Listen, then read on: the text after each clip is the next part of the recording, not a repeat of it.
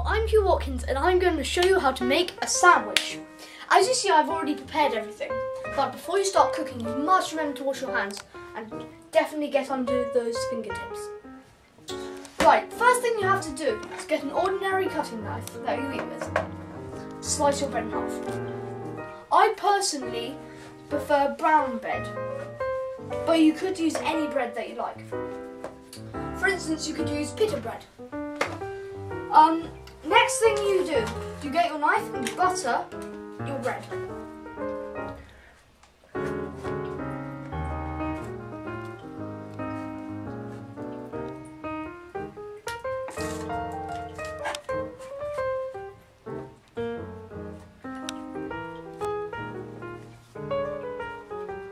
Right, now I've done that, I add the mayonnaise, but of course you could choose to put mayonnaise or not on.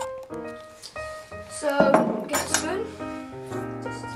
You don't want too much, otherwise it will overwhelm the power of the cucumber or whatever you're going to use. What are you using? I am using cucumber. So, is there anything? What kind of cucumber are you using? I'm using a small prickly cucumber, as you can see. Right, I've already washed this, but you will have to wash it if you haven't already done so. Right, next you get a very sharp knife. Now, safety tip, always look at the knife and don't let anything distract you. And cut it on the chopping board, not on the desk. Now, you don't want very thick pieces like this. You want fairly thin pieces, so about half that width, like this.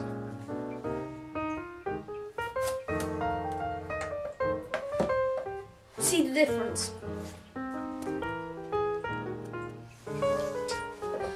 So, you normally want to take off this horrible bit off the end. Why have yours got on a horrible bit at the end? Because I've taken it off the plant and it's... Where did you get your cucumber from then? Got my cucumber from the garden, but if you bought it from the shop, it doesn't taste as good, but you won't have that bit on the end. So you want fairly controlled movements. You don't want manic movements, you want controlled movements.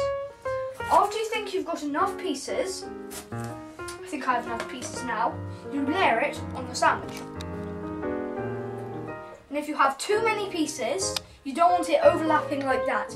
You want it just so it's nearly off. Didn't want that bit in the middle.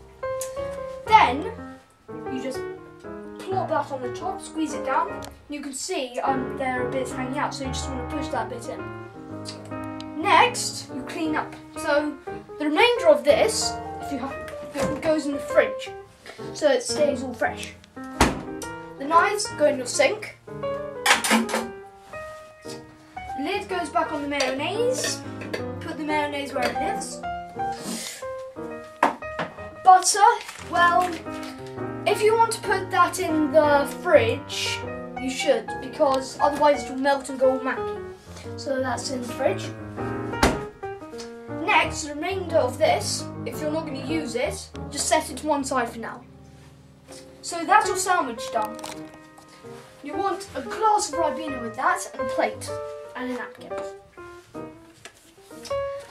Now, if you're feeling up to the challenge, you could make a salad. I am going to make a salad, so I'm just going to get my ingredients.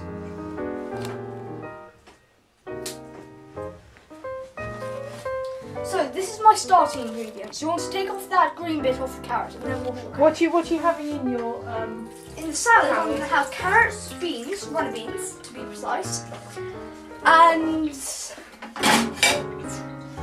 I think I'll have a tomato. Right. So the first thing you do, you want to cut off that bit. See, I've got my tomatoes. You want to cut off that horrible bit off the end and just discard that in the bin. I've already cooked. I've already washed my carrot, sorry.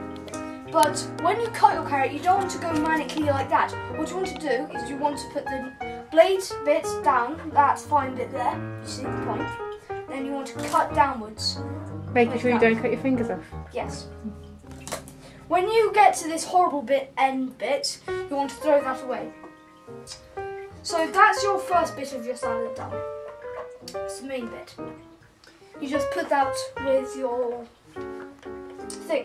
It doesn't look very much now, but it will eventually build up. So I'm cutting my green bean now. You cut it the same way as you cut your carrots. Is that how you're cutting it here? Yes. That's how I cut it, but you could choose to cut it in different ways. But I definitely advise not to manically go like that. Otherwise you'll either hurt yourself or cut the desktop. See, I'm just cutting it in controlled movements. When you get to the end bit, what you want to do is you create a bridge. It's called the bridge technique, you see? The bridge, sort of arch. And you cut in the middle of that. I personally am left-handed, but if it would be easier, say I'm right-handed, I do it that way, and then cut. So then you put the beans in its place of honour. And if you think that doesn't look very much, it's not quite yet. It's not quite done. You see the tomato, you want to slice it like down the middle, then down the middle again. So you go, you do have to use the bridge technique for this.